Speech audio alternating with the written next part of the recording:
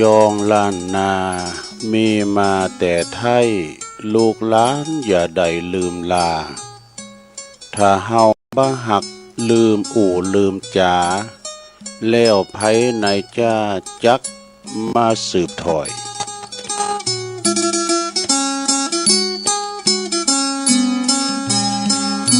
ก็ขอความนอบน้อมแด่พระรัตนตรัยอันมีพระพุทธพระธรรมพระสงฆ์เป็นสรณะตีปึงกราบแนบไต่ไหวสาถวายความเคารพมายังครูบาอาจารย์พระมหาเถรานุเถระท่านเจ้าคณะพระสังฆาธิการพระภิกษุสามเณรเจ้าจุโตนจุองค์กุวัดวาอารามพร้อมตึงสำนักตีผักสงฆ์ตุยก็ขอเจริญปอนเจริญชัยเจริญสุขมายังบรรดาปออกไม่ออกศรัทธาตันสาธุชนนักศีลนักบุญคุณดีทั้งหลายเนาะบ่ายมาแล้วก็หมุนคืนมาฟังรายการนี้เปิ้นตั้งชื่อให้ว่ารายการสารธรรมยามแลงยามบ่ายดำเนินรายการจัดรายการโดย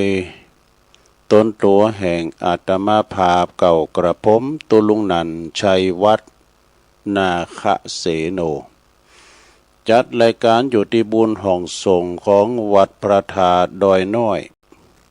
ตำบลดอยหล่ออำเภอดอยหล่อจังหวัดเชียงใหม่แล้วก็ตัดสัญญาณปฏิคืนวัดปากตั้งเจริญปิ้นโหจ่ายเนาะจ่ายไปตามแต่ละสถานีอันประกอบไปด้วยสถานีวิทยุคืนธรรมะของชุมชนวัดห้วยตองซัก FM 98.75 เมกะเฮิรตซ์เนาะ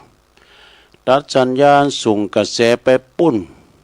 ไปสถานีวิทยุคณะสงฆ์อำเภอฝางจังหวัดเชียงใหม่ FM 100.25 เมกะเฮิรตซ์แล้วก็สถานีวิทยุคลื่นพระพุทธศาสนาการศึกษาและวัฒนธรรมของวัดไฟหินเนอร์ FM 104.50 เมกะเฮิรตซ์ตัดสัญญาณปฏิปุ้นสถานีวิทยุมนต์เสียงธรรมวัดบุพารามอำเภอแม่แจ่ม FM 106.25 เมกะเฮิรตซ์แล้วก็ตัดสัญญาณปฏิสถานีวิทยุวัดบรรพตสถิตจังหวัดลำปาง FM 106.50 เมกะเฮิรตซ์เด้ออันนี้ก็เป็นสถานีรายชื่อที่เปิ้นนั้นมีความเมตตานำเอารายการของครูบาอาจารย์ไปออกในสถานีวิทยุของเปิ้นเนาะแล้วก็แผ่พายกระจายเสียงไปให้ตันผู้ฟังจะอยู่กันตั้งบ้านตั้งจองอยู่ที่ไหนก็ฟังกันได้บ่ว่าจะเป็นอยู่ในบ้านในจองในตารางกลางโขงไปโซนไปไห้ไปนาแต่มันหับสัญญาณใดก็ได้หมดฟังเหมือนเอาตุลุงไปแอวตัวเองนะมาปะกันวันนี้ก็ตรงกับวันจันทร์ที่2กับวันนี้นะ2ของเดือนมีนาคมพุทธศักราช2569นะวันนี้พรำว่าปินวันโกนด้วยเนอะปินวันโกน14 ค่ำละเดือน6ออกมาใน14 ค่ำวันพุธจะเป็นเดือน6ปิงเนอะเป็นวันเดือน6ปิงแล้วก็เป็นวันสำคัญต่างพระพุทธศาสนาเฮาโดยเป็นวันมาฆบูชานี่เป็นวันมาฆบูชาเด้อเป็นวันพระจันทร์เสวยมาฆฤกษ์เป็นวันที่พระสงฆ์องค์เจ้าขีณาสพทั้งหลายมาเข้าเฝ้าพระพุทธเจ้าโดยบ่ได้นัดหมายกัน พ พระสงฆ์องค์เจ้าปัน250ตนเนี่ยล้วนแล้วแต่พระพุทธเจ้าโบสถ์เหิดทางนั้นเนาะศรัทธาเนาะเปิ้นมาเข้าเฝ้าพระพุทธเจ้าก็เลยเทศนาโอวาทปาติโมกข์ละชั่วทำดีทำจิตใจผ่องใสแช่มชื่นเบิกบานนะฉะนั้นวันพุธนี่ก็ไปวัดไปว่ากันเนาะศรัทธาในวันละโอกาสที่วันสำคัญนะวันเขาจะไปเวียนเตนก้านะเนาะไปเวียนเตนที่สถูปเจดีย์หรือว่าโบสถ์โบสถ์ก็ได้หมดนะที่เขาปากันไปใส่บาตรหยาดปกกันนะเนื่องในวันสำคัญเนาะวันมาฆบูชาประจำปี69เนาะเมื่อมาถึงแล้วก็บ่เฮอกาดแก้วเสเวลาจะได้น้อมนำเอาอริยธรรมบทที่42เปิ้นบอกว่าม้าศึกกับขุนศึกจะแตกต่างกันเจอใดอันนี้ของพระครูศรีโนนแก้วสุขนี่เปิ้นว่าม้าศึกนี่ต้องหมั่นฝึกฝนอยู่เสมอเนาะขุนศึกที่เปิ้นขี้ข้านนี่เนาะก็เท่ากับเอาโหไปเหือศัตรูเต็ดลิ่นเท่านั้นเองนี่มีการฝึกซ้อมนะเพราะว่าเฮาบ่ฮู้ว่าจะเกิดศึกสงครามเวลาใด ความตายมาถึงเมื่อใดเฮาก็บ่ฮู้ได้เผื่อว่ามาฮู้ก็ตอนที่เฮาแย่ไปแล้วสายเกินไปแล้วนี่นะเนาะโปรดทราบไว้ณที่นี้เลยว่าธรรมะเจริญณที่ใดกิเลสย่อมเสื่อมแล้วก็ดับสูญไปณที่นั้นคำว่าตีใดนะตีใดเนี่ยคือหมายความว่านักปราชญ์นะแล้วก็นักปฏิบัติทั้งหลายเนี่ยพึงทราบไว้อย่างดีว่านี่คือใจของเขาใจดวงเดียวเท่านั้นนะก็คือตีอยู่ของนักปราชญ์ศรัทธาเนาะแล้วก็คติธรรมบอกว่าบาปที่ตนทำเองย่อมเกิดขึ้นในตนเองเนี่ย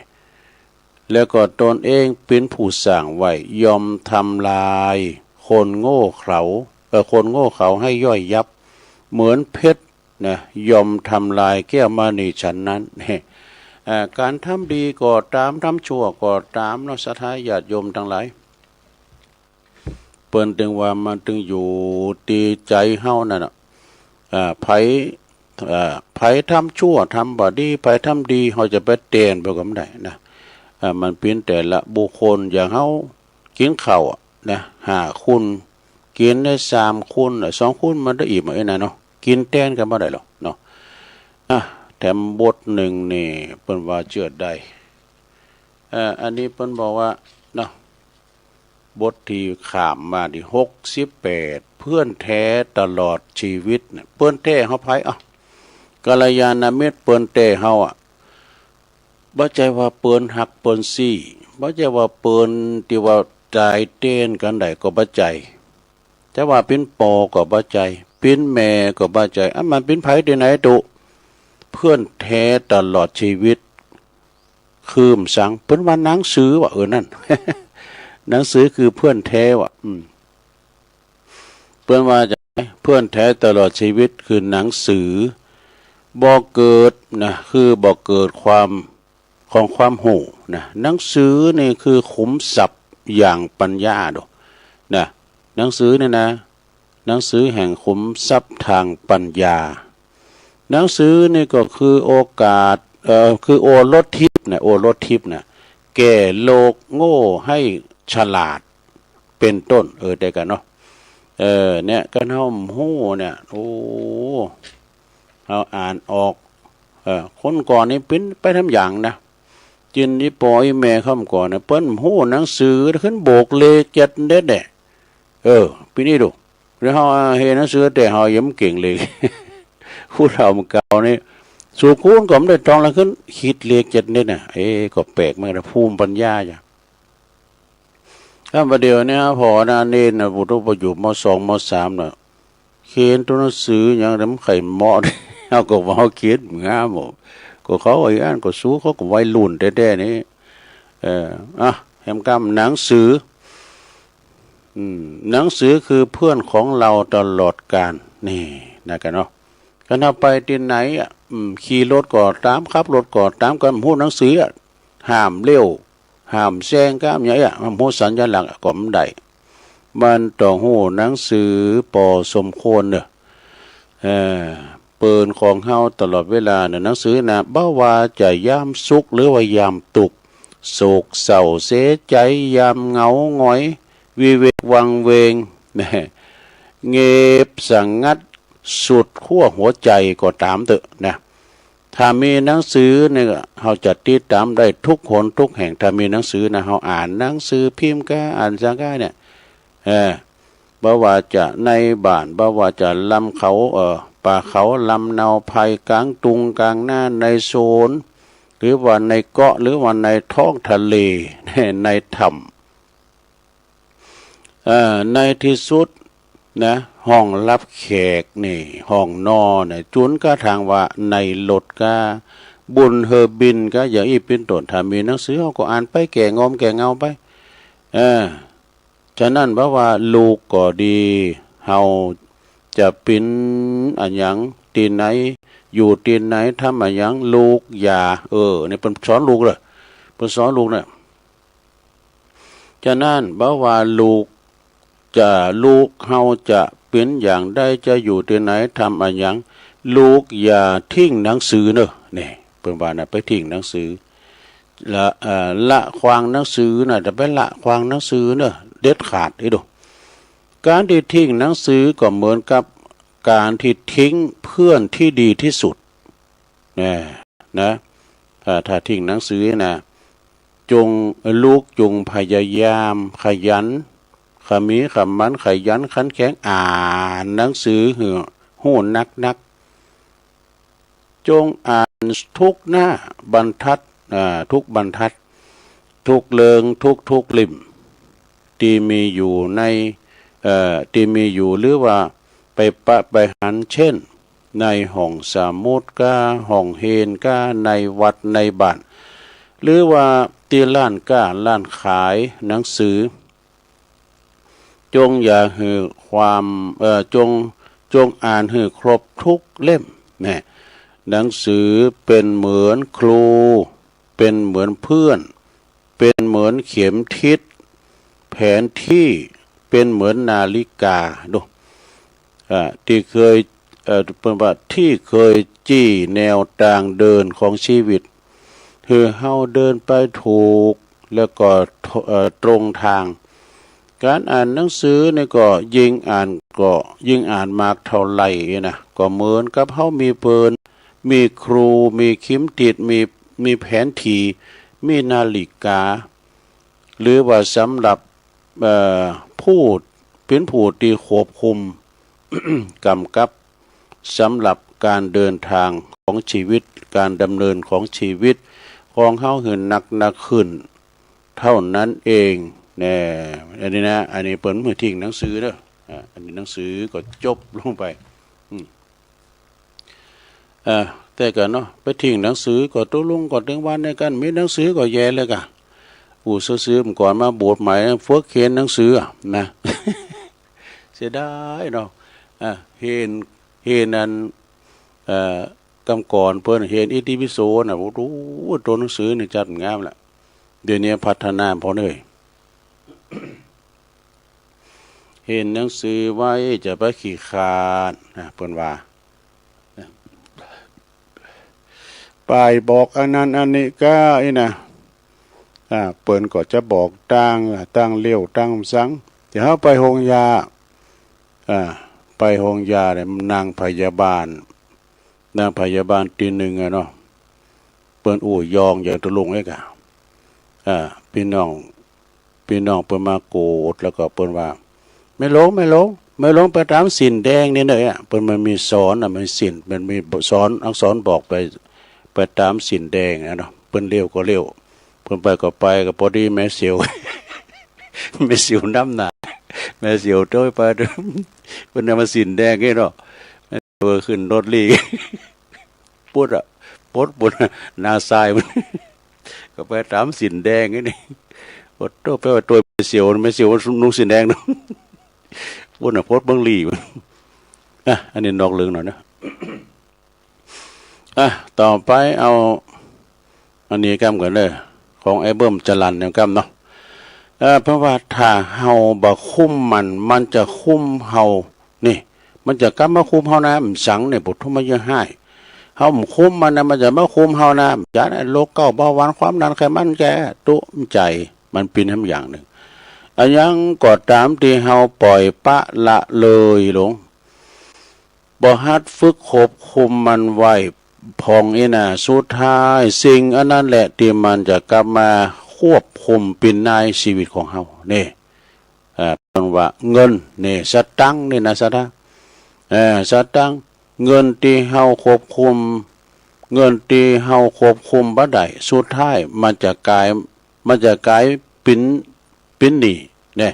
เมื่อว่าถึงเวลาก็ต้องชดใช้มันจะควบคุมหือเฮาเนี่ยทำในสิ่งที่ไม่อยากจะทำเลยผมเคยยืมสักหน่อยด้วยนะกว่าจำเป็นต้องยืมเนี่ยมันจะควบคุมมาอย่างนี้นะแล้วก็ปากนี่หรอปากที่เฮาควบคุมบ่ได้สุดท้ายกำอู่กำจาถ้ามันอู่ออกไปมันเป็นนายเฮาแล้วนี่นะการเฮาอู่แล้วเฮาเป็นนายมันการเฮาอู่ออกไปแล้วมันเป็นนายเฮาเมื่อถึงเวลาที่จะต้องทำตามกำอู่มันก็จะควบคุมนะบงการชีวิตเฮาเฮือไร้สิ่งอิสระนี่เฮือให้ไร้ซึ่งอิสระไปตามนั่นนี้เคยหาปากอย่าไว้ผู้แทน จะแปลงเมืองแปลงไฟอย่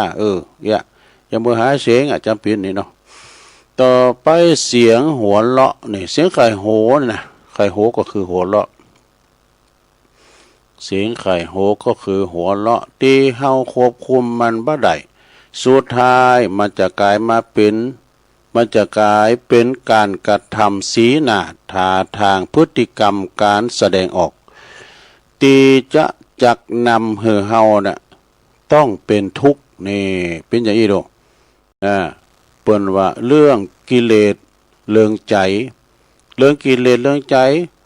ใจสติควบคุมไว้ให้ดีส่วนว่าเรื่องแก่เรื่องเจ็บเรื่องตาย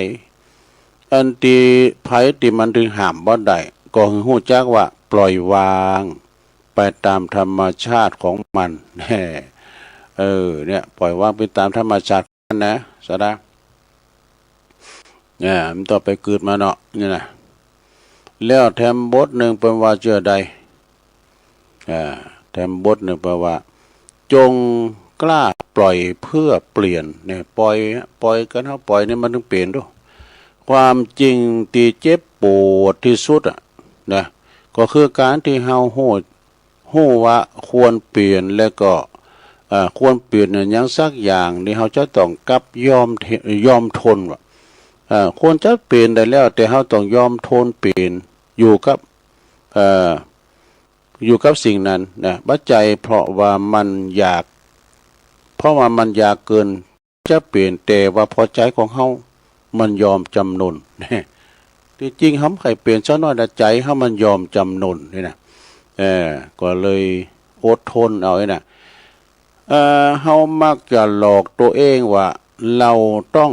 อดทนมีขันตินี่มีขันติอดทนขอบคุณนายยงยุทธมณีวัน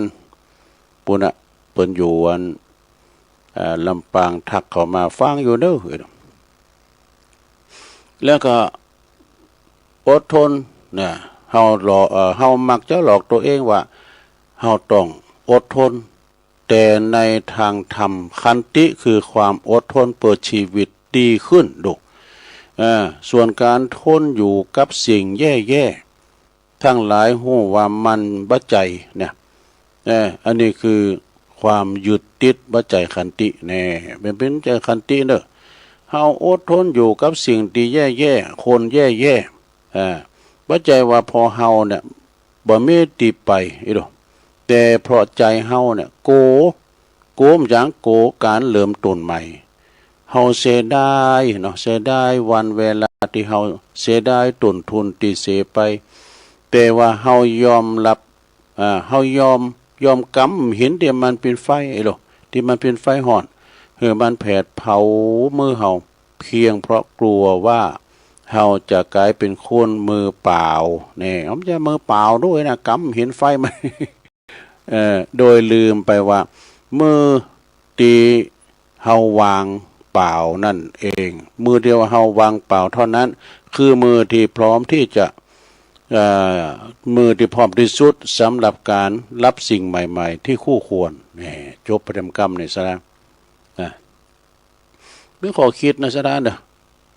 พี่ขอคิดที่นำมาปิจารณาอันนี้เห็นทุกข์เห็นธรรมนี่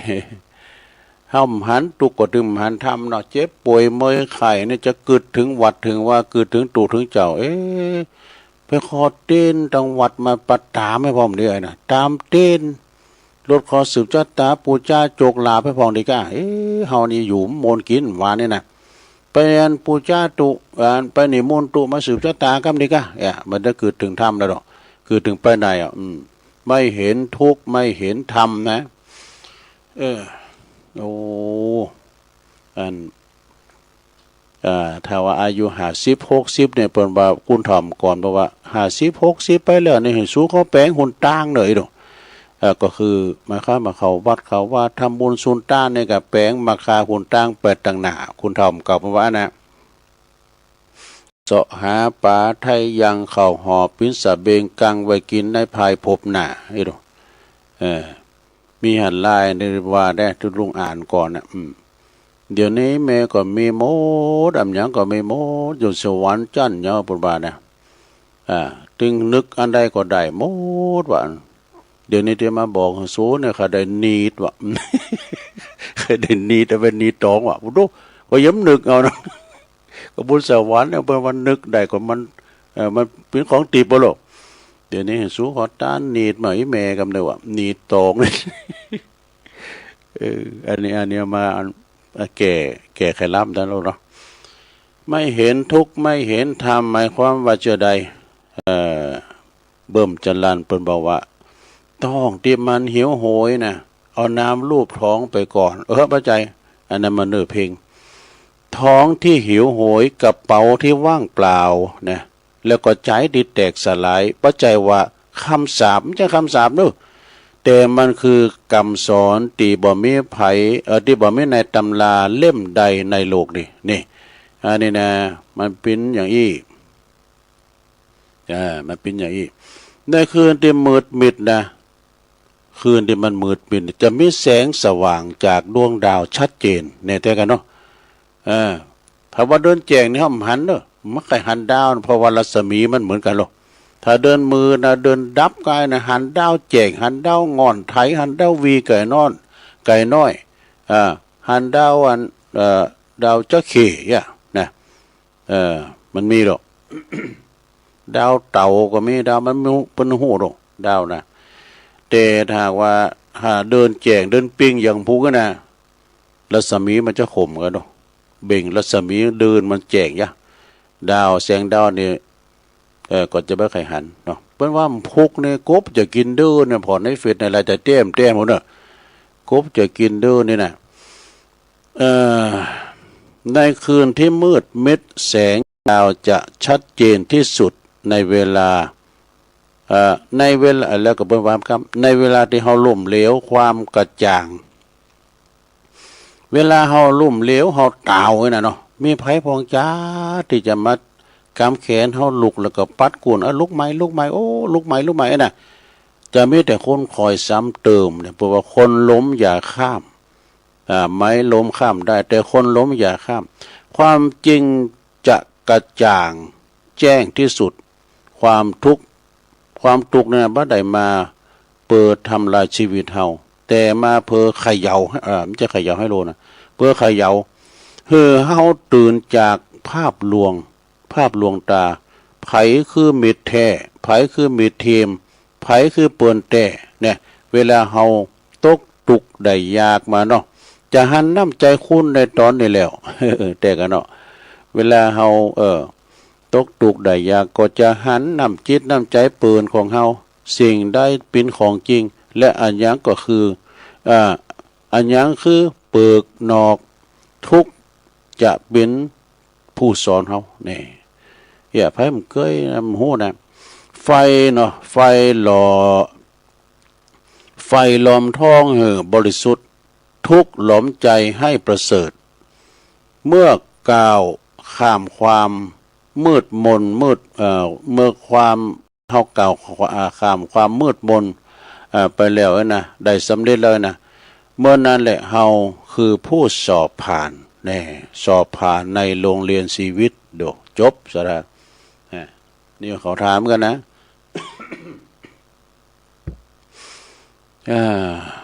ต่อไปแถมบทหนึ่งเบิ่มจรันเปิ้นบอกว่าคติธรรมสอนใจตน ก็อันนี้ก็คือหนังสือซะนะ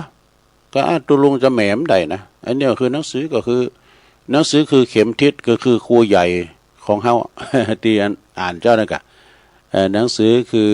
เป็นผู้นำชีวิตเฮาคติธรรมสอนใจตนเพราะว่าอย่าทำโตปินขวานก็คือมุยขวานก็คือมุยที่ถากถางได้ทุกอย่างยกเว้นด้ามของมันเองเนี่ยเปิ้นว่ามุยนี่นะ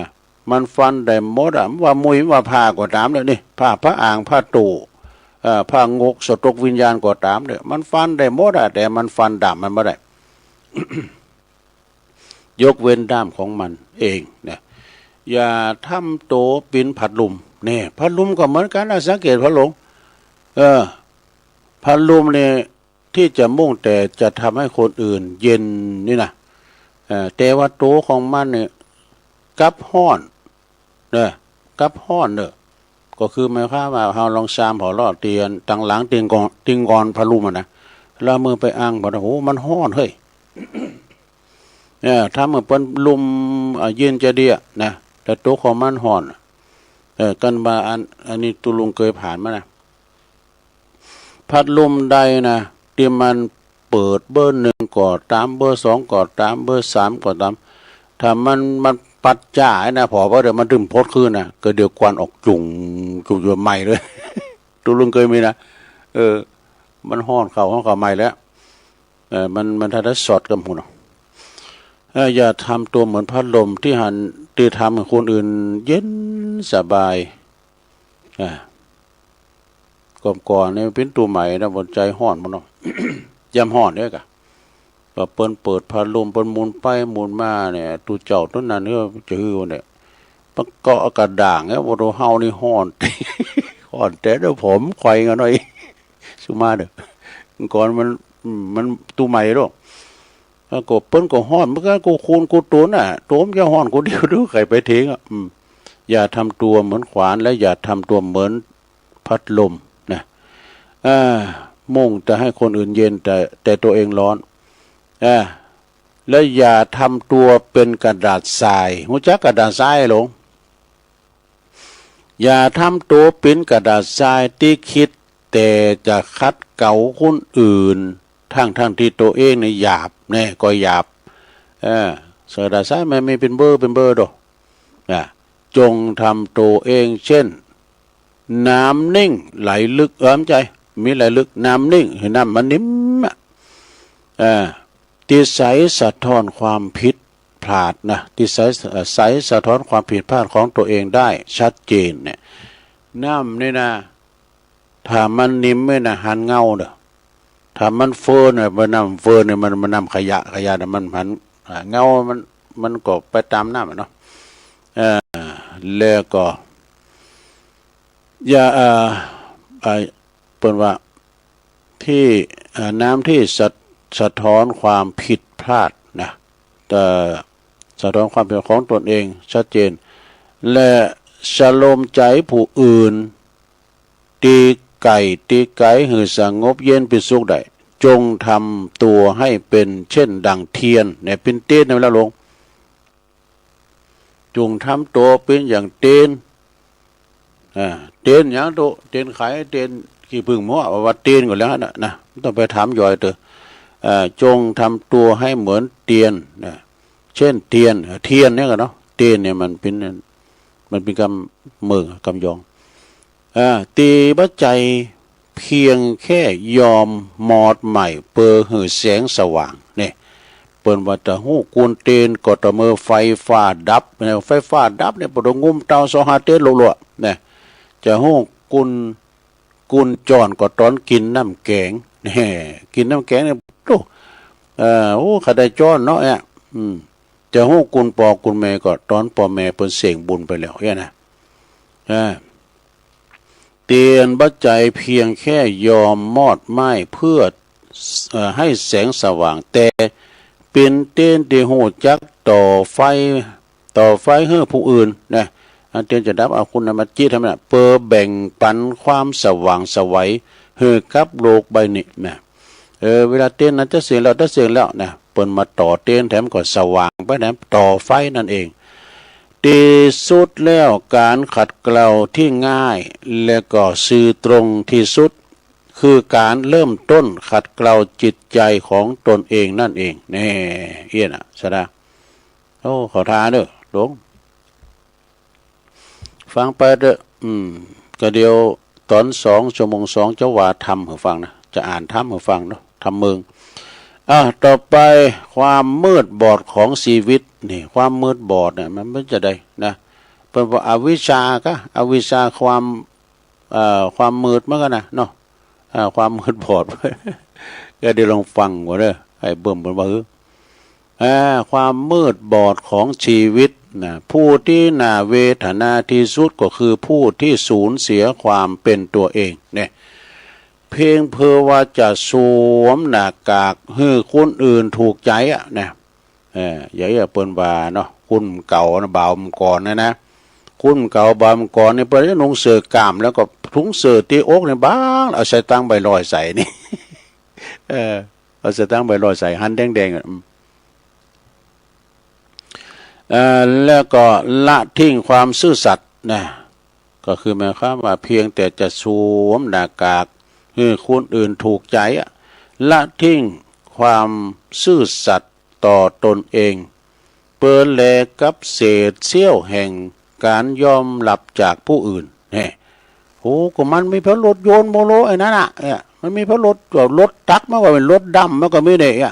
รถอีแตนมากกว่าไม่ก็มีแต่นี้แต่มีแล้วมันเป็นหนีประโยชน์สดใสมันแล้วเด้อผู้ที่อาภัพที่สุดก็คือผู้ที่ฝากกุญแจไว้ฝากกุญแจความสุขไว้กับคนอื่นแน่เฝ้ารอคอยให้คุณนั้นคุณนี่มอบความสุขให้มาให้อีกว่าจนลืมไปว่าสุขที่แท้จริงก็อยู่ที่ไหนอยู่ที่ใจของเรานี่เองแน่ใจของเราเนี่ยนะเป็นใหญ่ผู้ที่มีชีวิตลันทดที่สุดก็คือผู้ที่ปล่อยให้เข็มทิศชีวิตสัดสายไปตามดวงชะตาแล้วก็คำทำนายที่ออกมาจากปากคุณที่บ่ฮู้จักกันถึงวันแต่กันเนาะไปพอดวงเนาะคุณที่เตียนเบี่ยนเบนชีวิตเฮานะก็ฮู้จักเพิ่นซะเนาะนี่เพราะปากันอะไรตูโหเนี่ยมันเจมตูโหเงินตูโหทองเนอะสู้เขาตื้มตูโหเลยแล้วไปบ่องให้มันตูโหเนี่ยไปบ่องตัวคือหมายความว่าเปลี่ยนตูโหตูลุงเคยไปหรอก็เดี๋ยวเจ้าบ้านเปิ้นมานิมนต์ดูขอไปนิมนต์มันไปบ่องตูโหของเราเนี่ยเปิ้นไปแปลงตูโหใหม่ก็สู้ก็ยิ้มเย่ก็มันหมายไว้แล้วนี่ตัวหันได้ดีข้าเจ้าหนีไหนเนี่ยเจ้าหนีเนี่ยก็มันจี้เวลานี้ไหนยกมือเอามือเขาตัวลงมือเลยใส่บ้าเขาลงมือก่อนบ่องดูใหม่กัน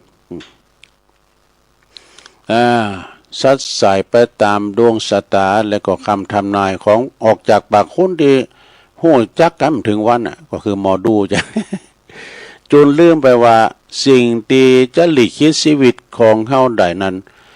มีเพียงสิ่งเดียวนั่นก็คือกฎแห่งกรรมนี่เป็นกฎแห่งกรรมเว้ย ผู้คนต่างดิ้นรนหาต่างที่พึงพิงจากสิ่งภายนอกจน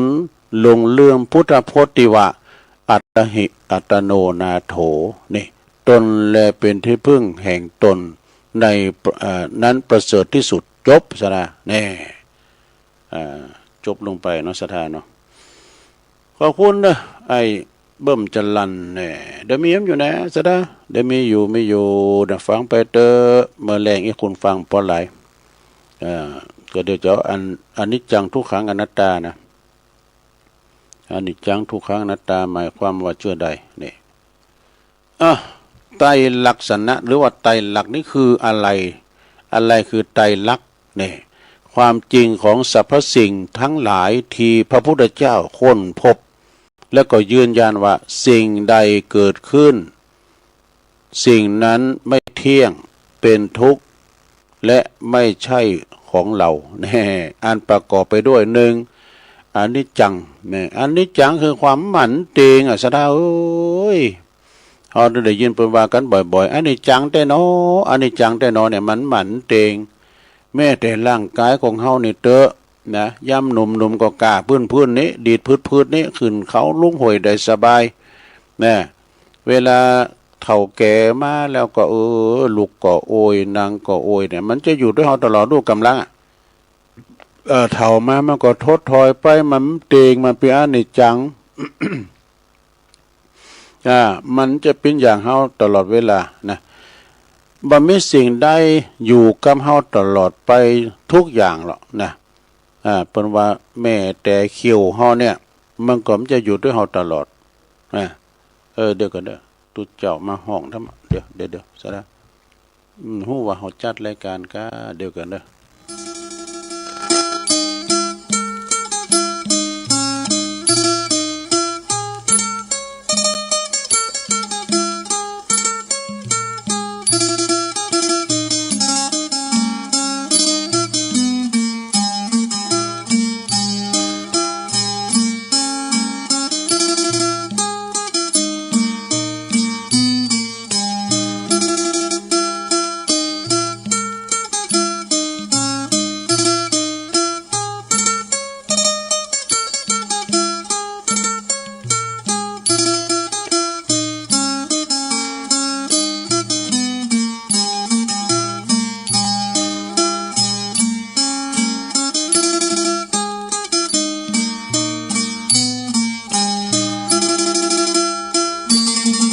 เอาแล้วศรัทธาญาติโยม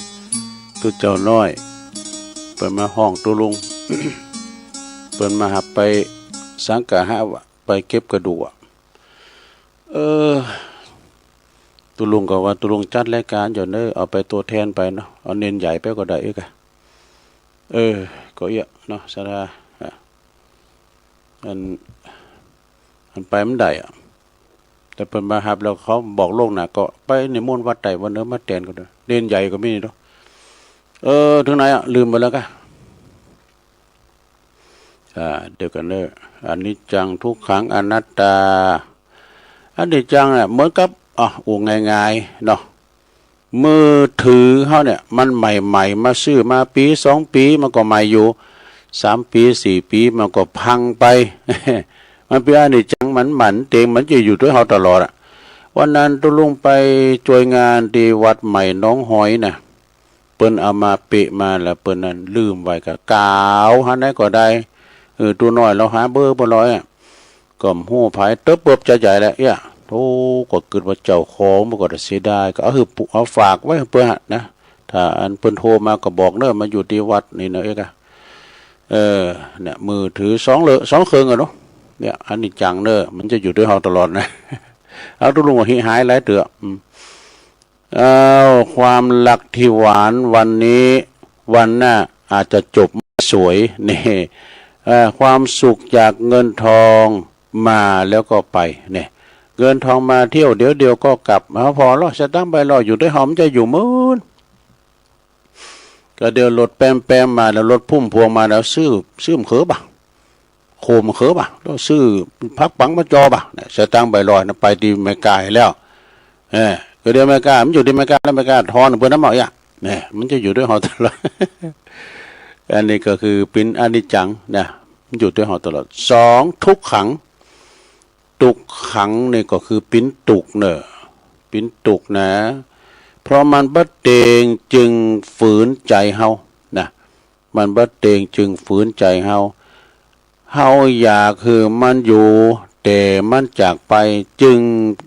ใจจึงปิ้นตุกตัวอย่างคือเนี่ยตัวอย่างคืออย่างเฮาอยากคือมีคนที่หักเฮาบ่เปลี่ยนแปลงบ่เปลี่ยนใจพอเขาเปลี่ยนใจไปเฮาปิ้นตุกทำแล้วเฮาก็ปิ้นตุกปิ้นอยากนะร่างกายป่วยอันนี้ยกตัวอย่างว่าร่างกายมันก็ป่วยมันก็เจ็บก็เพราะว่าเฮาบ่อยากคือเฮาขอยากให้มันคงตีแต่มันคงตีเฮานะแต่โลกมันไม่ให้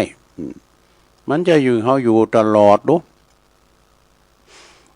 อยากเจ็บเป็นเย็นอุ่นเนี่ยเนาะก็คือทุกขังต่อไป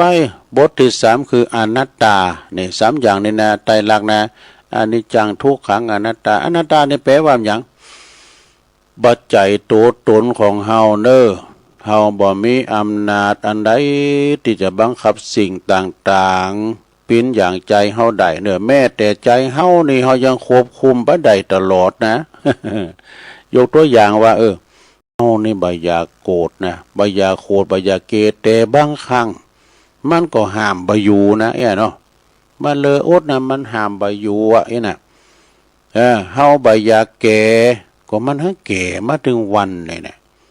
แก่มาถึงวันนะพอกระจกเมื่อใดก็บ่สะดุ้งยะนี่ โอ้เป็นว่าเฮาก็เฒ่าดักแก่ด้วยเจ้าว่านะมันก็ถึงวันศรัทธาญาติโยมเพราะว่าสัตว์สิ่งหิ่งห้อยเพราะว่าสัตตลิสานยกตัวอย่างสุนัขม้าเนี่ยม้าเนี่ยมันก่อนมันจื้อโดนัทมันอยู่มาโอ้ยมันแต่เมินวานะพอเขาเนี่ยเขี้ยวมันก่อนหลอนมันก็ได้นะเกี่ยวม้ามันก่อนหลอนมันก็ด้วยมันก็จะเฒ่าเนาะเขามันก็เสี่ยงบุญเสี่ยงชีวิตไปม้าตายเพราะว่าตุลุงพิบ่าวจางเด้อตุลุงเอาผ่าไปปาดบางสกุลมันเรียบร้อยนะก็เตือนมันหู้นะอันมาเนี่ยเวลามันเจ็บไข้มันสบายมันนอนอย่างเนาะน้ำตามันก็ย้อยนะน้ำตามันนะเขาก็ไปตีตามันไปลูบเนื้อลูบตัวมันโดนอาเอ้ยถ้าอยู่มใดก็ไปเถอะเน้อเอาตัณหาเป็นไปเกิดมาทำจาดขอได้มาเป็นคุณนะบ่าย มันไปแต่กันนะมันรับตาลาลงไปเขาจะไปฟังเดี๋ยวก่อนยังไม่ได้ทำพิธีด้วยไหน อย่างพิบาทเนี่ยพระบาพิบาทก็จางเลยเอาหักมันนะเอาผ่าไปเลยยังเอาผ่าสมุปาทอันนี้จาวัฏสังขาระมันถูกแบบแล้วถึงไหนละ เฮาไม่อยากแก่ก็มันแก่มาถึงวันเฮาไม่อยากเจ็บมันก็เจ็บเนอเจ็บโตเป็นธรรมดาเฮาไม่อยากตายมันก็ตายเนาะแต่ห้ามบ่ได้สรุปง่ายๆก็คือแบบภาษาเจ้าบ้านทุกอย่างในโลกนี้มันไม่แน่นอนเป็นอนิจจังนี่ปีนั้นในจังพอมันแน่นอนใจก็เป็นทุกขังนี่แล้วก็เฮาก็บ่มีต่างบังคับให้มันเป็นอย่างใจเฮาได้คืออนัตตานี่แล้วเฮาได้อาหยังจากจากการรู้ไตรลักษณ์นี่คือเฮาบ่ยึดมั่นถือมันบ่หลงกับสิ่งที่มันเปลี่ยนแปลงมันไปเป็นธรรมชาตินะคนเฮาเกิดมาแล้วก็แก่มาแล้วก็เจ็บแล้วก็มันก็ตายนะเป็นธรรมชาตินะเฮาก็จะค่อยๆปรุงว่างปล่อยวางทุกอย่างลงโดยความเข้าใจบ่ใจฝืนนะเฮาจะเริ่มอยู่กับปัจจุบันอยู่กับปัจจุบันเราเด้ออยู่กับปัจจุบันแล้วก็หันตุกตรงจุดเปิดดับมันได้นี่จบศรัทธาญาติโยม อันนี้ขอคิดดีๆเนอะศรัทธาญาติโยมขอคิดดีๆขอบคุณเนอะอันนี้ตุปี ตุพิทัศน์นะอยู่วัดนางเล่วันนั้นแหละลำปางบะประสุงมานะเออเอพอเวลานี่ก็เดี๋ยวจะได้ยอบย่างให้กันนี่ลงเนาะถ้ายอบย่างเดี๋ยวตุลุงก็จะไปเสาะกินน้ำกินน้องเตียวไปเตียวมาอยู่เสียนอยู่สายก็เดี๋ยวจะมาวาทำเนาะวาทำบักเก่าไอ้กัมเนาะทำเมืองนะทำเมืองทำเมืองเลืองอย่างโตมันมีหันเลืองเนี่ยก็มูลเหมือนกันนะเปิ้นว่าอุเมอุบายเลิศแล้ว จึงกาดแก้วมรณาเออเรื่องนี้ก็เคยเอามาว่าละเป็นธรรมมรดกธรรมปืนเมืองเด้อศรัทธาญาติโยมเดี๋ยวตุลงย่างกันเดียวเนาะเดี๋ยวย่างกินน้ำกินนองกันเดี๋ยวมาปะกันเด้อศรัทธาเด้อ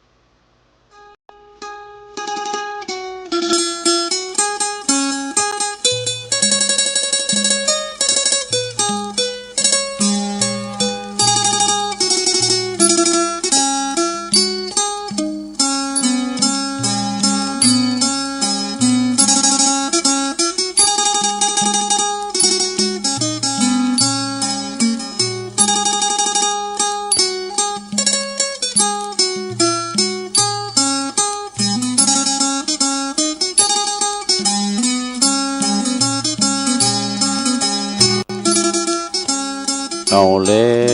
วศรัทธาญาติโยมทั้งหลายตุลุงก็พักเบรกพักครึ่งเนาะดังมึนลำไปก็เจ็บหลังเจ็บแอวยกใหญ่ไข่ตีเตียวไปเตียวมาหยุดเส้นหยุดสายสักหน่อยแล้วก็มานั่งอู่กันต่อในชั่วโมงที่สองเนอะในขณะนี้ตันทั้งหลายก็กำลังฟังรายการสารธรรมยามบ่ายยามแลงดำเนินรายการโดยลุงยองนางอู่นางจ๋าปิ้นชั่วโมงที่สองเนอะอันนี้ก็เวลาเนาะ16:06บ่าย4:06พอดีลงนะเจ้าอยู่เนาะเจ้าอยู่ก็มาดำเนินรายการศรัทธาได้ฟังกันไปก็แจ้งข่าวให้หน่อยเนาะที่วัดบ้านเหล่าพระเจ้าใต้เขียวตำบลบ้านเลินอำเภอป่าซางเนี่ยเปิ้นก็มีกำหนดการพิธีมหาฐานุสรณ์นะมหาฐานุสรณ์จะร้องสมโภชพระเจ้าใต้เขียวเนอะโอ้วิหารก่อโลงพระเจ้าก่อโลงเด้อพิธีศักดิ์สิทธิ์แท้ๆวัดก่อกว้างก่อโลงเปิ้นก็จะมีพิธีกรรมอันศักดิ์สิทธิ์เด้อในวันที่1 ถึง 3 มีนาคมเนี่ยเปิ้นจะวัดบ้านเหล่าพระเจ้าใต้เขียวตำบลบ้านเลินอำเภอป่าซางจังหวัดลำพูนนี่เปิ้นจะมีการเฉลิมฉลองด้วยอบรมสมโภชเนี่ยเริ่มมาตั้งแต่วันที่1ละเนาะพระสงฆ์จำนวนเก่ารูปเจริญพระพุทธมนต์รับทายทานฉันภัตตาหารเพลและวันนี้เนี่ยวันที่2นะก็เริ่มมาตั้งแต่9:30ละนะพระสงฆ์9รูปเจริญพระพุทธมนต์รับทายทานถวายภัตตาหารเพลแล้วก็เวลา 18:30นะ6:30เป็นต้นไปพระสงฆ์จำนวน15รูปเนี่ยเพิ่นจะได้จำเริญพระพุทธมนต์สวดสมโภชแล้วก็พุทธาภิเษกแล้วก็สวดมนต์ตันด้วยเนอะสวดมนต์ตันนะสวดติมเนอะนี่นะแล้วก็เวลา 21:00 9:00เป็นต้นไปจะมีพระธรรมเทศนาทำปืนเมืองทั้ง3กันพุทธาภิเษกปฐมสมโภชกะเอกธรรมจักรปวัตนสูตร3ผูกนี่นะจบหันแล้วจะมีสวดเบิกนะครับดูนะตลอดคืนนะคืนนี้โตลุงเนอะที่วัดบ้านเหล่าพระเจ้าใต้เขียวนะโกนเขาติบกันแถมนี่ข้างยิ่งใหญ่เนอะเพราะว่าเป็นวัดในตำนานพระแม่เจ้าจามเทวีเพิ่นก็ไปเกิดไปสร้างเหมือนกันนะที่จริงเปิ้นนิมนต์ตุลุงเหมือนกันน่ะแล้วก็ไม่ได้ไปก็ได้จัดรายการเนี่ยกันเนาะในเมตตาธรรมอาจารย์ท่านพระครูภาวนาโสภิตผู้ช่วยศาสตราจารย์ด็อกเตอร์เจ้าอาวาสวัดบ้านเหล่าพระเจ้าใต้เขียววันพุธนี่ก็เพิ่นก็4:30นี่ก็พระสงฆ์ทั้ง15รูปเพิ่นก็ได้จำเริญพระพุทธมนต์เบิกเนตรไขตาพระเจ้าตนเจ้านะแล้วก็เปิดจะมีประกอบพิธีบวงสรวงด้วยนะแล้วก็เวลา9:30นี่พระสงฆ์ทั้ง69รูปจำเริญพระพุทธมนต์สัมมาจักรปวัตนสูตรแล้วก็จะมีการถวายกรรมกล่าวคำถวายปิดทองพระเจ้าใต้เขียวแรมเนี่ยแล้วก็11:00 นถวายภัตตาหารเพลเป็นเสร็จพิธีงานบุญใหญ่เนอะเลยประกาศเปิ้นเพราะว่ามันถึงเวลาเปิ้นแล้วนี่นะวันนี้วันผูกวันฮือนะวันนี้วันผูกนะวันนี้เป็นงานบุญใหญ่พระอยู่ละแวกไก่เคียงก็ไปเนี่ยพระสงฆ์ทั้งหมดน่ะเปิ้นโลมกันแล้ว109รูปก็เด้อ109รูปตกลงได้ไปสักกรรมก่อนพิญญาเนาะเปิ้นก็นิมนต์ไว้เหมือนกันแล้วก็ทำหลายตีเนาะวันผูกนี่ก็หลายตีกะ วันเดิน6ปิ้งเนี่ยโละจังบันปางวัดบันปางมาเลย ทรงน้ำพระธาตุในวัดบันปางแต่ก่อนนี่ไปนอนแฮมแกมือพวกกันเด้อตั้งแต่โคมาเนี่ยไม่ได้ไปเนี่ยครูบาวินัยอภินันโท แล้วจากหันมาก็มาที่นี่กับวัดห้วยการนะวัดห้วยการตำบลบ้านโฮงอำเภอบ้านโฮงเนาะในเมตตาธรรมอาจารย์พระครูรัตนะพระครูเนี่ยมันเกิดได้คำเดียวนะ อาจารย์พระครูมหาสอนแล้วเวลาเขาเกิดใดแล้วจะดีนะ สิริสุตตาภิรัตน์สุมาเนี่ยไหวสานะครับอาจารย์พระครูครับแล้วก็มาที่วัดป่าหกฟ้านี่ป่าหกฟ้าก็ลืมวันนี้แล้วนะได้เมตตาธรรมหลวงพ่อพระครูสุนทรปัญญารัตน์เจ้าคณะตำบลหนองยวงเจ้าอาวาสวัดป่าหกฟ้าโอ้นี่เป็นจัดใหญ่กูปีเนอะมีมหรสพมีพระสงฆ์องค์เจ้าเป็น450 ตุนบุญนะโหวัดมีเป็นร้อยเนอะที่วัดป่าหกฟ้าวันพุกเหมือนกันมาทำกรรมก็พี่ที่วัดดุงเหนือก็ตำบลวังผางอำเภอเวียงหนองล่องในเมตตาธรรมอาจารย์พระครูกันตสุตานุกิจอาจารย์มหาเสนอเนอะเจ้าอาวาสแล้วก็ที่ไกลวัดตุลุงนี่ก็วัดสิริมังคลาจารย์นี่ตำบลเดียวกันอันนี้เพิ่งก็มีการทรงน้ำมีงานประจำปีกูปีเนอะในเมตตาธรรมพระครูประทวนอภัยโยนะพระครูธรรมธรประทวนอภัยโยนะเป็นพิณเจ้าอาวาสนะก็มีเราไม่หลายตีเนาะสุดท้ายเนาะงานข่าวสารงานบุญแต่อันนี้ว่ามันจะถึงแล้วยังได้เลยกล่าวของเพิ่นเนาะวันนี้วันผูกเนี่ยนะไปกินพระตาลเนี่ยไก่ไหนก็ไปหันเนาะสุดท้ายญาติโยมไปกินพระตาลกันเอาละตัวไปอุ่นนักอ่ะก็เดียวเจ้าว่าทำกันเนาะทำมันนี่ก็เกี่ยวกับเรื่องอัตหิอันใจให้ทุกแก่ท่านทุกนั้นถึงตัวอันเรื่องเกี่ยวกับอันในพานในพานกับลิงนะคือเปิ้นจอยไหวแล้ว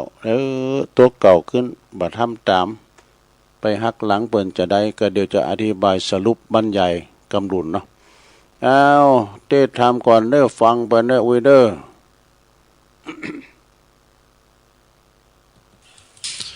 นะโมตัสสะภะคะวะโตอะระหะโต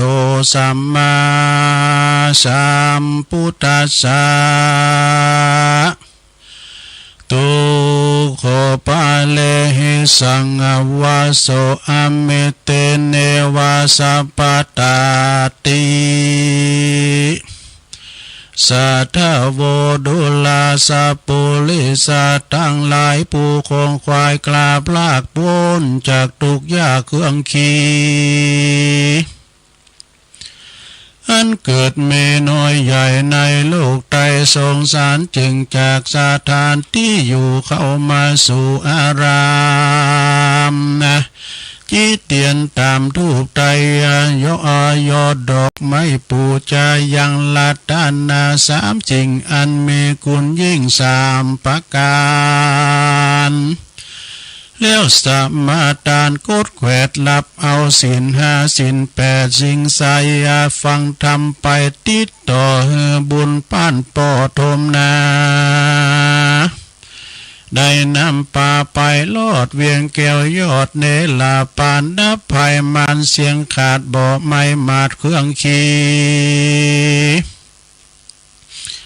ได้สดสาดีจื่นจอยดังไฟห้อยผาธนาโคสัทธามวลหมู่อุทธาอยู่ดาฟังธรรมเทศนังบ่อเศร้าอันหนักปราชเจ้าแต่ให้สืบกันไว้นำมาดังเราจักจาก่าวจีหือเจงที่แนวใหญ่ลำดับไปแต่กาวด้านหลับต่อเต้าถึงปลายบัดนี้แหละนาอันว่าหนอพระเจ้าบุญบ่อเศร้าทะลงยานบุญสมปานลำเลิศนาพายาเกิดเตรียมตนก่อสอนคนม้วนหมู่อันนาใดปลำลูกของดีหลีกเว้นในต่างบาปอันกายหยาบมัวดำปั้มเป่งทำจะใจจุงจำไว้มโนนายได้อาศัยข้าวน้ำวาตูพร่ำเงินคำมามากงานนานนำมาลือน้อยจะขาคอยคนในจากไพร่ไตน้อยใหญ่จุงกึดไข่ถึงกุลจักเป็นบุญกำจูช่วยกรรม เหือใดหลวงล้ำอนตาลายกันว่าบ่หมายเกิดลอดบ่ใดละตอดตุมวางย่อมเป็นต่างเหือใดตุกโศกไม่เครื่องขีดังกำมีบอกลาวตั้งแต่คนเก่าเมินมาเมินนานว่ายังมีในพรานผู้หนึ่งสายดันป่าไม้ดงตันก็ไปหันยังเสือใหญ่พดมาใกล้กองตาเสือปาลาหยาบจ้าก่อไล่กาบกว่าบัดเดียวพรานก่อเลี้ยววิ่งกังกายเล่นขึ้นต้นไม้ใหญ่เฟยนาใจอย่านั่นนะไม่นั่นนะก็มาต้นสูงใหญ่ขึ้นบ่อใดดังไม้เต้าให้วายวายร้องไห้เวทเก่าไม่ไปมาก็ยังนาทีนั้นนะก็ยังมีวอกดงนาตัวใหญ่ตัวหนึ่งอยู่บนเก่าไม่เฟยบังมันก็ได้หันยาพันป่าใจยาก็ปั่นบ้ากาเมาวนใจปั่นบ้ากวางเมาจึงย่อนเครือเข่าเส้นใหญ่ลงมาใกล้สับปันในปานก็มาเกาะผันบ่จาขึ้นสู่ข้าไม้บนป่ายบนวอกกับคนเป็นกู้ย่างจอดอยู่จอมกันเสือดงตันตัวกาก็บ่หลีกหน้านิกายยังอะไรเฝ้าอยู่ที่ปืนเก่าไม่ลูกขาถึงตะวันกลายย่อนห้อยลับเหลี่ยมน้อยยุคันทอนวอกดงดอนกึดออกกว่าจึงไขบอกอาการนายพรานผู้ใหญ่รู้แจ้งไข้ความในว่าเสือดงไปบอกใจเศร้าว่าเฝ้าอยู่เก้าลูกค้ากันว่าเวลาเราปราศาประมาทย่อมมากร้อยกราดดีลีในระวายตรีนิสัยเจ้าจุงแบ่งไว้เป็นสองด้านจุงปองลับก่อนเราอยู่บนสาขาจักรักษาอยู่ไกลบ่อเหือใดเครื่องขี่กันลอยตีเตี้ยงคอนเราจักย่อนเศร้านอนแนวะเนจรพรานเท่าฟังวอกเราใครปันก็หันตันพร่ำลัวรับคำสู่อาสาต่างปฏิญญาตมันเตียงบ่บิดเบี่ยงเสียกรรมมาพรานดงดำลับก่อนย้อนว่าอิดอ่อนเลือลายส่วนอันว่าเสือลายป่าเศร้ากันว่ามันอันนามันเฝ้าว่าเดอะเมินมาก่อเอิ้นจาบอกว่าดูลาวอกตัวดีอันว่าพรามกาลีนั้นใส่ถือหน้าไม้ปืนยามันสอดดงหนาปากกวางคาเล็ดจ้างกวางฟันขาซัดดวงดานกาลอกตั้งหมู่วอกดงพรายการว่ามันปานที่ไหนบอกมันคาเสียงควายดีหลีมันบ่ดีแต่โสดใจมันหาวโหดอาธรรมสอดดงดำป่าไม้คาสัตว์น้อยใหญ่เลือลายกันว่ามึงกวดตายความนาอย่าได้รอจ้าเลี้ยวปานจุงอายุมันกลาพลากตกตกมาจากไปบนกูจักกินคนอิ่มตองจักจากห้องลานนี่คือมึงอยู่ดีข้ามเจ้ากับลูกเต่าใส่ใจกันรอไปเนิ่นจ้ามันเที่ยงข้ามึงตายมึงอย่าไม่ไปลอดมึงอย่าไม่ได้ลอดพ้นจากขอดหมอนลานาวก็จะตอบลาว ว่าดูลาเสือเท่าดงดานอันว่านายพรานนิสัยร้อนร้อนเดือดไม่เหลือลาย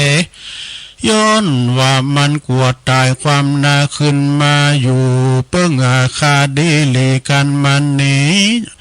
มันคือว่ามันหนีจากร้อนมาสู่บ่อนต่างเย็นจากง่ายเย่เข็นเตือมาแทงต่ำเมืองเสียงไข่ปันกูคือหูมันคือยู่มันกลาภาคตกลงจากลูกค้าพิษธรรมดาแบบเบาลอยลีดเก่ากองทำนามึงไข่กำแต่งใจกูเยอะบอดได้แต่ดีลีเสือดวงลีตัวเท่าฟังวอกเล่าไข่จากก็รอลาดักอยู่ก็บอกเก่าอูยาวไปบ่อนนานเต้าใดแต่ใส่กาลาควายเติงตานพลานตาพลานดงตันก็ตื่นสะดุ้งฟื้นตื่นมึนตาเหือวอกดวงนานลับต่อพรานเฝ้าว่าพอหกแงนพรานเฝ้าว่าพอ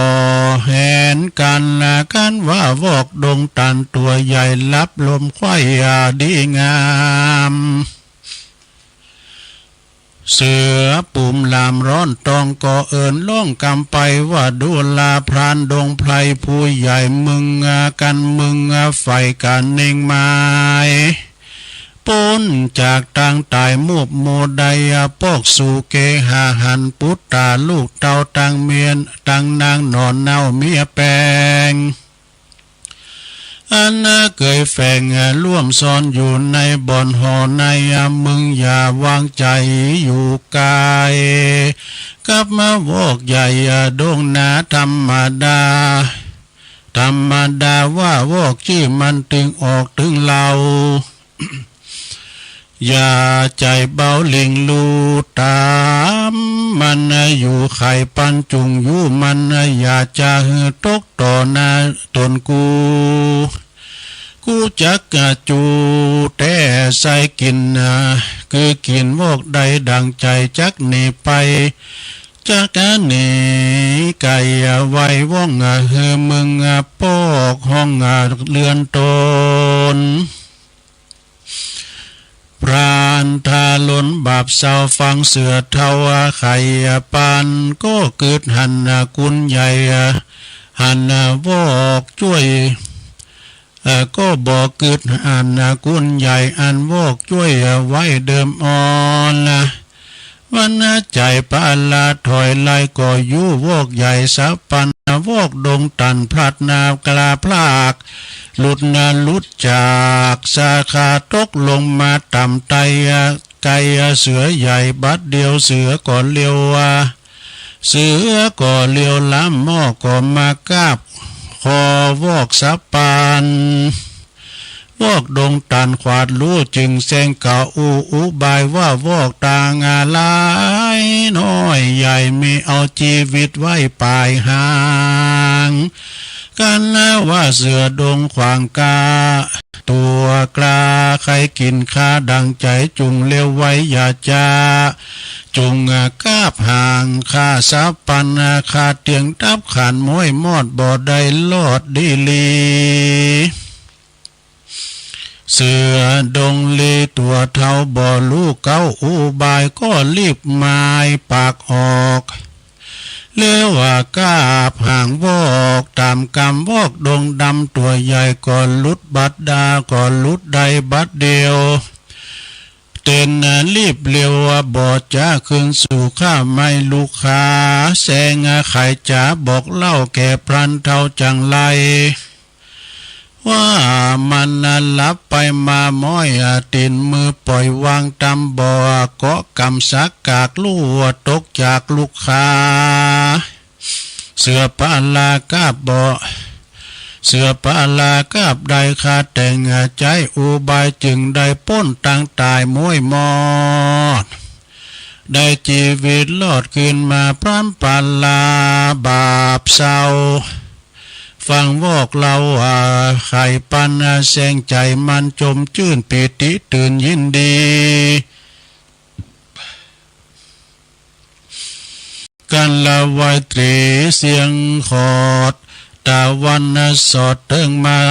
เสือดงหนาตัวกากอปลากหน้าในปายว่าก็ไขบอกเราเฮือปราณเท่าปาลาว่าควายจักไปหาลูกไม้มาเลี้ยงใส่จอมการอย่าเลี้ยวปันนี่กว่าขออยู่ทาล้อลาช่วยพ่อปุตตาคาน้อยอันอ่อนอ่อยยาวไว้จักไปขาจักไปบ่จักก็จักรีบไหวนำมาไว้กันจากไข่เมียนจอดก็เป่ายอดลูกขาไปไก่ตาจ้าใจไปเสาะเพื่อเสาะลูกไม้ตามมีส่วนว่าพรานกาลีบาปสาวอันอยู่เฝ้าลูกขาแลไปมาพอก้อยอาหารวอกน้อยหลายตัวมันก็บอกกลัวตังบาปย้อนมันใจบาปจังลายมันกันหนึ่งในใจสันดีว่ากูเอวดงดันกูว่ากูเอวดันดงตันลายเบิ่นหลายวันแต่ใส่บ่อหอนได้อันใดควรเอาลูกวอกไปยื่นดอนลูกน้อยอ่อนจอมควันมัดมันแล้วลากเล่นวิดวิ่งเต้นไปมาส่วนว่าแม่วอกนั้นกากวนคาเอาจีนกว่าคืนหลังไปปั่นยังลูกเต่าเล่นนางนอนเนาภริยาพลานปาลาใจถอยก็ยับลูกน้อยก็ยับวอกน้อยสับปัญญาเมื่อแม่มันเสาะสายได้ลูกไม่นำมาก็บ่รอลาเนื่องจากก็รีบฆ่าแม่มันบัดเดียวแล้วก็รีบเลี้ยวเตียวต้องดันเถื่อนต้องดงพลายย้อนหมายใจขึ้นสู่ยังที่อยู่เกหาอ่านว่าแผ่นดินหนากว้างใหญ่ก็อย่าจ้องไว้บัดเดียวไฟเป็นเปียวทางคืนตั้งแต่ปื้นเอาเวจีพรานกาลีถอยรายก็ตกลงใต้อาใบทุกลาล้ำลุนบ่รู้จักป้นยามใดก็มีโดยประการดังนี้แหละนานิติตังขียาสังวันนาวิเศษจาห้องเหตุมีอุบายเลิศเลียวจึงกากาดแก้วมลานาก็บางกลมโสมเรสาเด็ดเลี้ยวเท่านี้ก่อนแลสาธุสาธุสาธุโอ้มันขันเน็ตได้หรอเว้ยมันกัดหลังกัดแหล่แต่จบไปซะละทำผูกนี้ก็เป็นทำกล่อมผูกเดียวจบเนาะอุบายเลิศแล้วจึงกัดแก้วมรณาก็ยังเสถาในพานอยู่เนาะ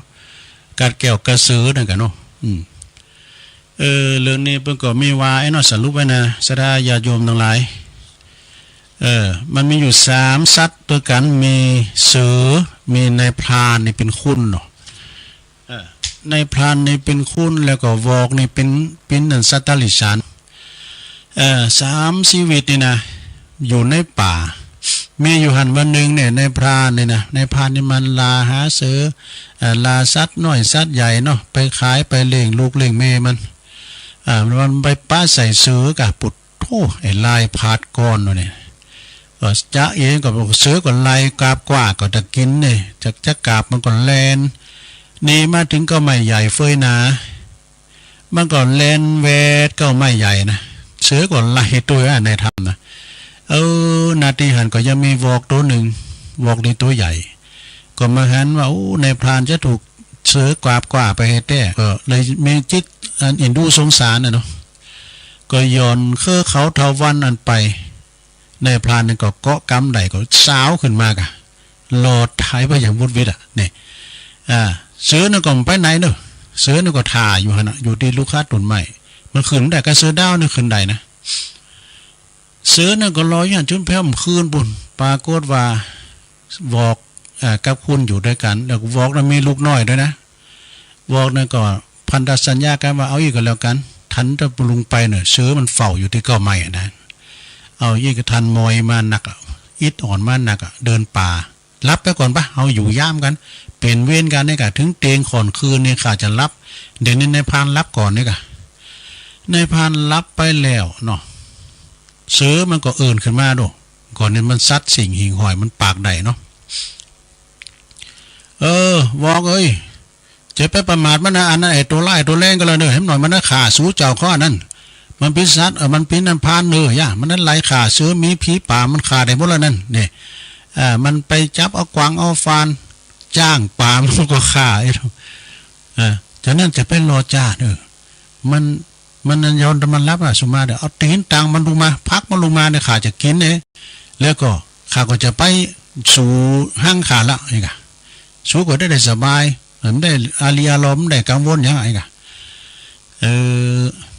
อันสตาลิสานเนาะอีวอกมันคือมีคุณธรรมโอ้พอเจ้าป่าเอ้ยเนาะเสือมึงจะมันมาเสียเสียงแหละอันนี้ปืนนี้ฮอดมาเปิงยินนี่ว่ายังใจดีอยู่นะใจดีสู่เสืออยู่นะเนาะขาเยอะมันได้แล้วเพราะว่าขาช่วยเหลือชีวิตมันไอ้เนาะปืนนี้ฮอดเปิงยินเนี่ยก่อนไปยังเสือก็ดักอยู่กระเดียวถึงตาที่อันเป็นเว้นกันแล้วดอกตอนนี้ก็ตากัดอันตาซื้อตาพานลงมาพานเป็นอยู่ต่างกำหนึ่งลิงนั้นรับวอกนั้นรับไอ้กำนะกองวอกมันรับหล่มทีละบอไอ้เนาะเสือก็เอื่นไปเนาะในพานเอ้ยในพานคือปอดดีๆเนอะขึ้นชื่อว่าวอกนะมันถึงออกถึงเรากำว่าวอกน้อยวอกใหญ่มันถึงออกบุตรตัวกันมาจอดแอวกับวอกในจอดแอวได้เขาเรียกว่าวอกมาบอกเลยนะแล้วก็อันไปขึ้นชื่อว่าวอกนี่นะมันถึงบัดนี้นะทั้งหมดมันจะครบจะกลับจะกว่าสู้เขาเนี่ยกะนี่กะจะนั่นจะรอดจ้าเนอะการเดียวขากินวอกอิ่มแล้วข้าก็จะไปละสู้ก็จะไปหาลูกหาเมสู้นี่กะในพานฟังในฟังเสือนะก็ขึ้นสมาเอาตีนถีบตรงเลยกะเอาตีนถีบอันวอกลุงตกก็ใหม่มาหิมตกหิมมันเสือก็กราบคอแล้วก็อุบายมันมีเนาะอุบายมันก็บอกว่าเจ้าปอเสือตีตายขานั้นจะไม่ที่หันด้วยนะตีจ่ายขานี่มันอยู่ที่หางอันใดใครกินขานี่ก็ครบที่หางหมดเลยแสงอู่ไปนะคือแก่งอู่ไปนะเสือขึ้นเจอว่ะก็ไม้ปากออกจากคอลิงเนี่ยเนาะคอบอกมาจะไม้จะมักกาบหางกับอีวอกก็เป็นจะเล่นกับตีร่างกายขึ้นบุญก็ไหม้เบิดเลยก็เลยรอดตายไปเพื่อรอดตายไปสักกรรมแล้วก็ความจริงเนี่ยมันก็หูว่าในพานนั้นอยู่ตกนะมันก็เลยแสงอูว่าโอ้มึงเจ้าเนี่ยขารับไปเนี่ยมันเด็กนี่สักยำเด็กก็เด็กกำเลยพัดตกลงไปว่ะหลังจากนั้นเนี่ยแจงดีควายงามมาซื้อมันก่อนนี้ไปอยู่ป่าของมันเนี่ยแล้วก่อนได้กับวอก็อู่กันว่าเอาอย่างอี้ดีกว่าในพานเลยในพานอยู่ถ่าขานี้เลยพอลูกน้อยขาด้วยนะเขาจะไปโซหาหัวมันลูกใหม่หน่วยซุกลูกสุ่มซุกลูกใหม่มาคือกินไหนกะปะกองว่ามันเปล่าเอาเก้าใหม่ออกไปสักกรรมในพานเกิดดีล่ะนะในพานคือว่าโอ้ลูกลิงมีหลายตัวแล้วนี่นะเอาไปเป็นกูเล่นลูกขายได้ก็คือมันติ่นเล่นด้วยกันแล้วเนี่ยขาจะขาแล้วจีนมาเจ็บเอาไปหือลูกคือเมขาแจกเปแจกนอกกินเนี่ยกะเอาไปซุ่มบอกเพิ่มเมมันมากกว่าขาเมกะขาเมมันไปมีแล้วก็มัดเอาลูกน้อยไปกับปุตตูในพรานนี่บาปนะได้ด้วยเนาะก็เราไปเล็ดดวงน้าป่ากว่างไปปุตตูปาก็ว่าแผ่นดินนะหาป้ามันบ่ได้นี่แยกออกมาในไฟปรุงออกว่ะ ดินแผ่นดินสรุปในผ่านตายไปหมดตายไปตึงลิงตึงยังกดไปสรุปแล้วเนาะไปมั่วกันเนาะเรื่องนี้ก็จบลงไปซะดาเอ้ยเอาละเรื่องนี้ก็จบลงไปซะดาเอ้ยเรื่องบอกเรื่องลิงนะนี่แหละคุณเต้ๆเพิ่นช่วยเหลือตัวเก่าเต้ๆนี่โอ้อากตันอยู่เต้ๆนะเพิ่นว่าคุณเฮานี่มันแปรสภาพได้หมดได้พลิกหน้ามือเป็นหลังมือผลสุดท้ายก็ตายแผ่นดินสรุปลงไปนะตายอยู่ในหมอนหกอเวจีคุณบ่ฮู้บุญคุณนะ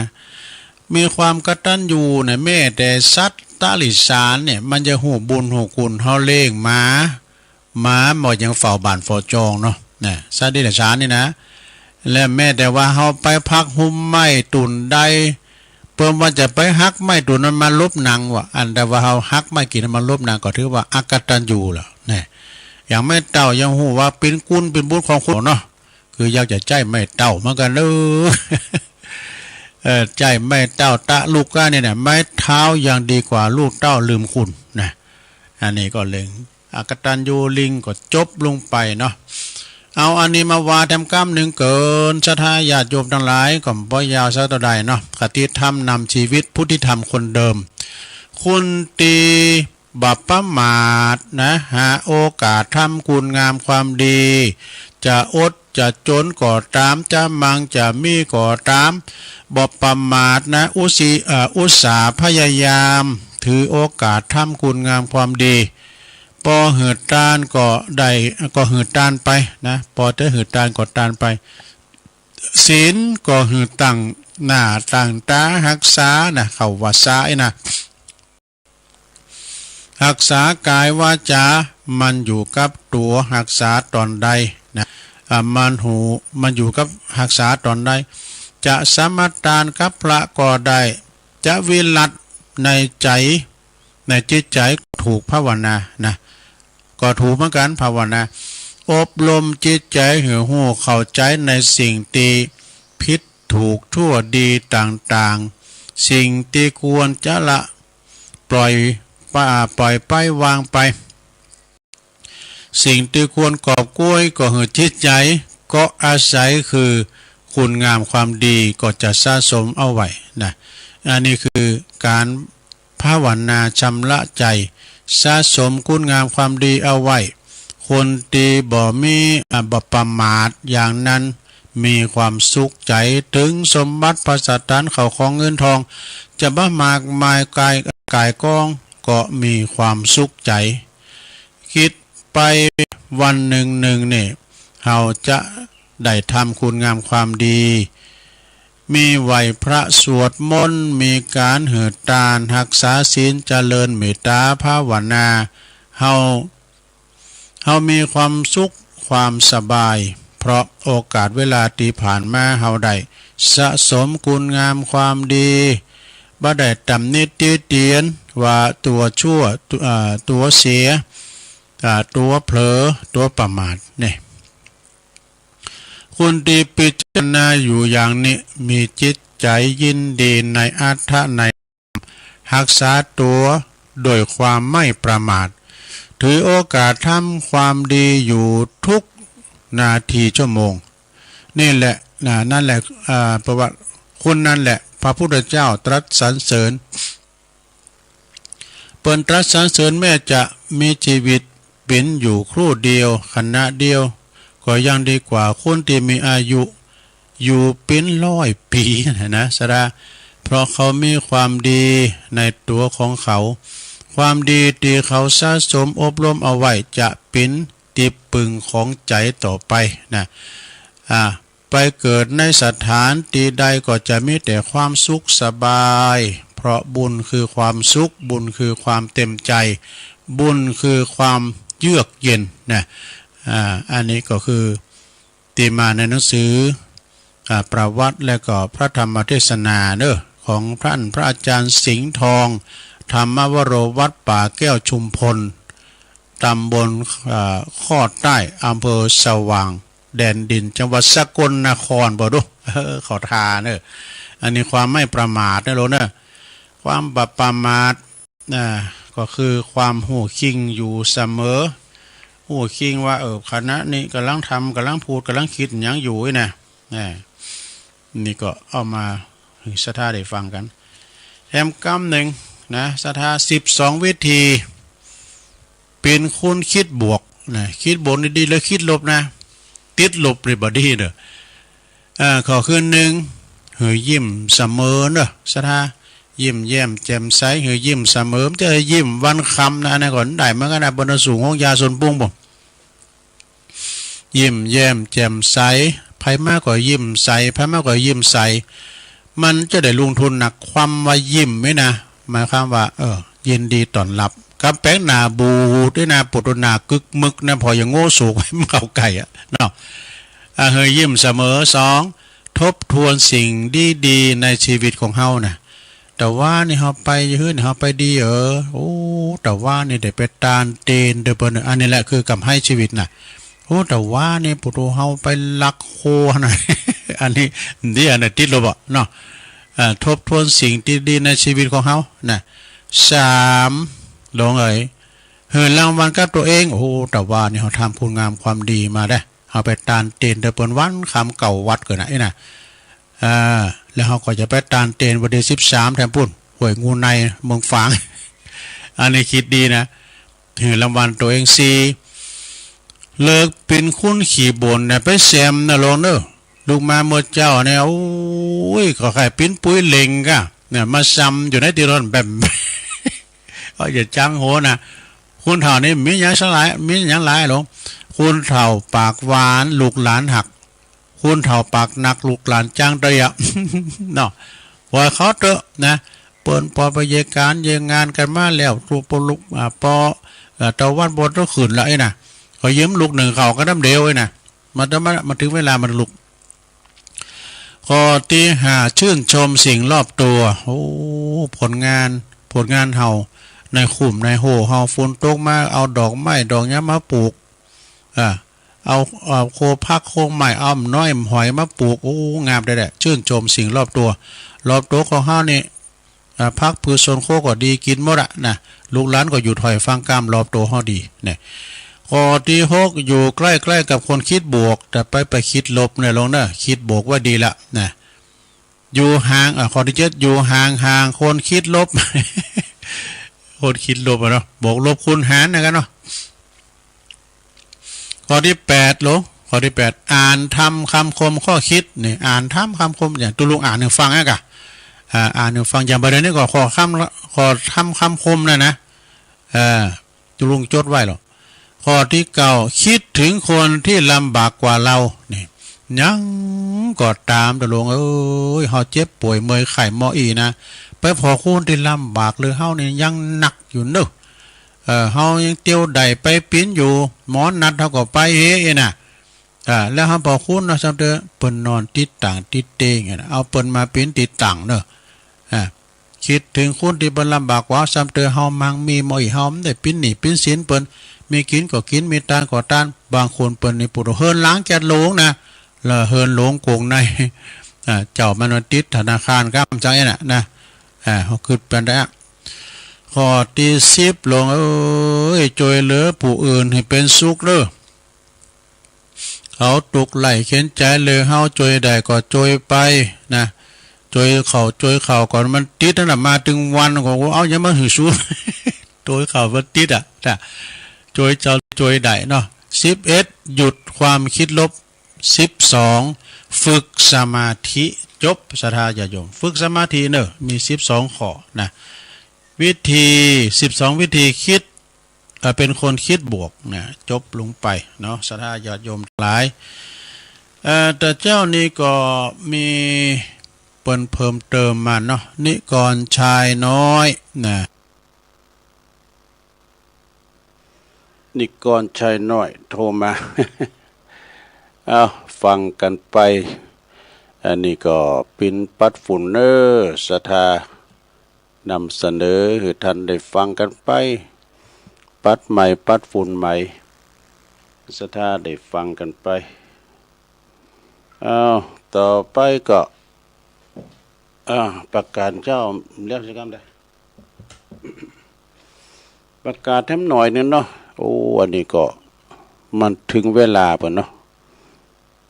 ประกาศแถมหน่อยนึงว่าวันที่3ถึงวันที่8มีนาเด้อก็เริ่มวันพุธแล้วนะเพิ่นจะมีงานออกเมนพระราชทานเพลิงศพ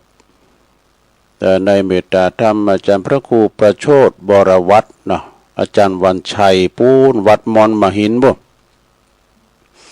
ในอดีตประเป็นอดีตเจ้าอาวาสวัดม่อนมหินเด้ออาจารย์วันชัยประเป็นตุเจ้าไทยนะพระครูประโชติบรวัตรก็จะเริ่มวันพุธเปิดศพเนาะวันที่5ก็จะได้อังการรัตนาสรีระลางของเปิ้นขึ้นสู่นอนพระศาสตร์เม่นใหม่นกหัสดีลิงนะและวันที่8เป็นวันพระราชทานเพลิงศพเด้อพระอยู่ละแวกไก่เคียงวัดมอนมหินตำบลนครเจดีย์อำเภอป่าซางเด้อไปรวมงานบุญปล่อยหล่อกันเด้องานปล่อยหล่อไปพอความอลังการงานสร้างอาจารย์พระครูเปิ้นสร้างวัดแปลงว่าตึงลุมตึงบุญนะโตวัดเปิ้นใหญ่ศาลาก็กว้างขวางเด้อตำบลกว้างขวางตุลุมได้ไปเมื่อเนาะนะแต่ตังลุมนี่ก็เปิ้นก็ไกลไปกันมาเปิ้นก็แปลงตีกว้างเปิ้นมีประเพณีกูปีเนาะวัดม่อนมาเห็นศิลารามในบ้านน้ำย่อยเด้อตำบลนครเจดีย์จะพระครูสุวรรณพระครูสุวรรณวิสุทธิ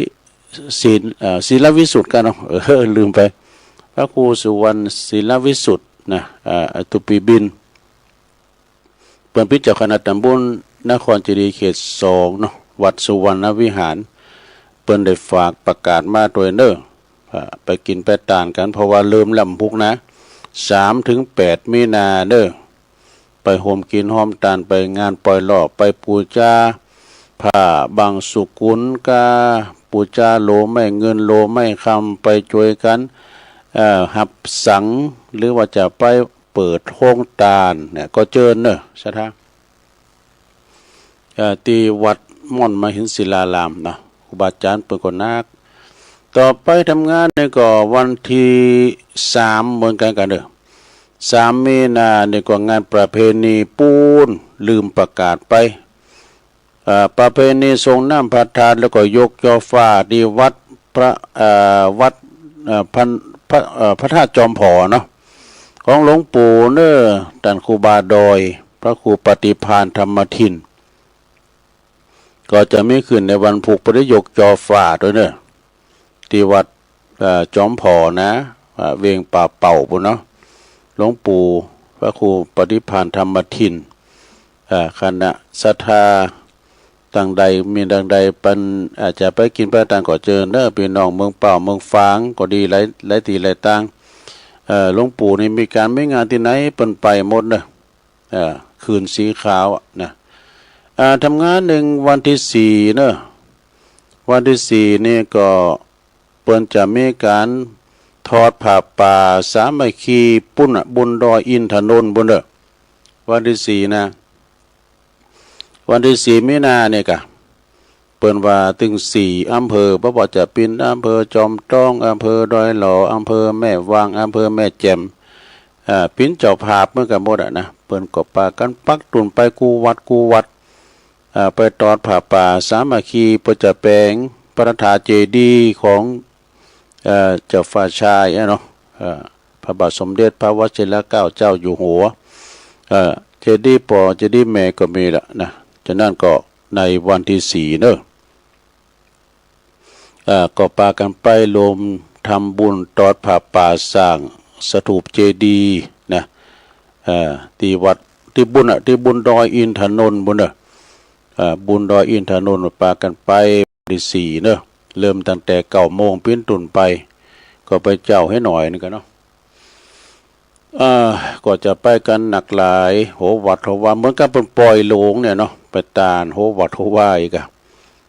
ที่วัดที่บนดอยอินทนนท์บนนั้นไปพอบุญบนเนี่ยอากาศหนาวเนอะสถานเด้อบุญดอยนะเพราะว่าดอยที่สูงที่สุดในประเทศไทยที่วัดที่ดอยอินทนนท์เนาะทำงานหนึ่ง2 3 4มีนานี่เปิ้นก็เปลี่ยนผ้าคลอง เป็นผาทิพย์ครองครูบาเขาปีเนอะวัดพระบาทผาหนามนาลีพวกเนอะนี่นะคุณมากันเป็นล้นหมื่นเนอะคุณมาหนักมาหลายไข่หันคุณลงคุณหลายก็ไปพอตีวัดพระพุทธบาทผาหนามเนอะครูบาดอนมาไก่พระสุโขทัยกันบนเนอะมานะขุนเปิ่นไก่ตีวัดพระบาทผาหนามหลวงพ่อก็จะไปเหมือนกันแต่ตุลุงก็ไม่ได้ไปเฝ้าวัดด้วยแล้วก็ตั้งไต่ตั้งเนื้อนี่ก็หือตู้น้อยเข้าไปพองป่าหกฟ้าก็ดีสิริก็ดีก็แบ่งบ่ายกันไปตุลุงจะไปวัดมอนหิน แล้วก็จะไปตอดป่าด้วยวันที่4นะถ้าน่าอยู่ไก่ตั้งได้ก็ไปเนื้อศรัทธาญาติโยมทั้งหลายงานบุญงานกุศลบ่ว่าไก่คือที่ประกาศนี่ก็คือมันจะถึงพุกฮือเนี่ยได้น่ะแต่ถ้ามันรอวันพัดวันศุกร์ปุ่นก็ไม่ได้ละก็เลยจะผ่านไปเนาะก็คือว่าวัน1 2 3เนี่ยโอ้ยงานบุญนี่หนักแต่หนักกว่าเนอะงานวัดหันวัดนี่ก็มีหลายตีและตั้งที่ห้อมห่วงได้บ่โทษหนักกะสะดาก็ส่งเสริมการทำบุญเนาะอย่างแต่ว่านี่งานโคตรการเข้าวัดบนปอยหลงศาลาบำเพ็ญบุญที่วัดสันควงคำโอ้โหโคตรการก็หลายเนี่ยโคตรการเจ้าบ้านโคตรการเจ้าบ้านแล้วก็โหวัดโหวาแห่กันมาคณะจังฟ้อนี่มีเป็น20ปลายมันก็แห่เผื่อตุลุงจะปิกมาถึงวัดในพอ3 ทุ่มปลายเนี่ยมันหลายนะเพราะว่าจังฟ้อนมันก็ไปตามคิวปะเนาะโคตรานก็เข้าติดปันป้อนก็มีติโคตรานเข้าก็มีอันติฟอนกองมองเซิงได้พวกเป็นดิโมนได้กันเนอะอันนี้เพิ่นจะร้องได้เนอะเปิ้นแห่เข้าตานเขามาหากันแต่แห่ตุ่นโคตรานกันมาแต่โดยมากับปิ้นโคตรานตุ่นคาก็มีแต่อย่างวงไว้อย่างหามก็มีนะก็จะย้อนยุคพองก็มีที่วัดสันโค้งคำตำบลท่าวังพร้าวก็แล้วกันไปแล้วก็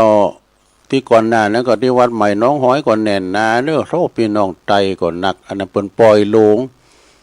งวิหารหลงกับผาถาดโอ้อลังการงานสร้างในเมตตาธรรมอาจารย์พระครูสังวรยติกิจเป็นเจ้าอาวาสวัดใหม่น้องห้อยพร้อมด้วยคณะศรัทธาปนก็มากันหลายพี่น้องไตก็มากันหนักนั้นมีหลายวัน25 26 27 28ด้วยไปเลิงปล่อยอยู่หาได้3 คืน ไปช่วยเพิ่นนะกะมันนอนในศาลโค้งคำเนี่ย1 คืนนะอันเนี้ยเนาะถ้าช่วยเหลือไปสับเตอตะลุงได้ออกรายการเนี่ยเนาะก็เอี้ยนเด้อติดงานเนี่ยเนาะถ้าก็หับสาบกันไว้เนาะติดงานหันติดงานนี่ตะลุงก็จะนำเรียนท่านพระครูอภิวัฒนวิกรมนี่กะเนาะอย่างวันนี้เปิ้นก็นิมนต์มันก็น่ะที่วัดสวดมนต์ตันด้วยวัดบันเหล่าพระเจ้าตาเขียวก็มันออกรายการก็เลยโซ่กันไปเนาะเอาแล้วบ่เนาะศรัทธาญาติโยมทั้งหลายถึงเวลาก็จะได้ออกรายการจบรายการแล้วก็2 ชั่วโมงมาเล่าสู่จู้กันฟังเด้อผิดพลาดประการใดก็สุมาอภัยกับบรรดาญาติโยมพ่อแม่พี่น้องทั้งหลายโดยก็เดี๋ยวก็ฟังรูปอื่นตุ้นอื่นกันต่อไปก็จะได้แต่สัญญาณปฏิน้องเจเนอะน้องเจก็ดีแต่เวลาว่าแต่ถึงเวลาแล้วเพิ่นโทรมาบอกว่าตัวลุงพร้อมก็ปกติก็เมื่อแรงเนี่ยตัวลุงปิกมาวันแล้วปกติเนอะย่ากะแต่ว่าปกติก็จะได้นำเล่นท่านพระครูกันไปเนาะเอาละเนาะศรัทธาญาติโยมนำรายการจากลาศรัทธาไปก่อนเด้อปากันโอกาสหน้าเด้ออยู่ดีมีสุขอายุมั่นขวัญยืนมีโชคมีใจเหมือนกันกูคนเด้อจัตตาโลธรรมาวาทันติอายุวันโนสุขังปะลัง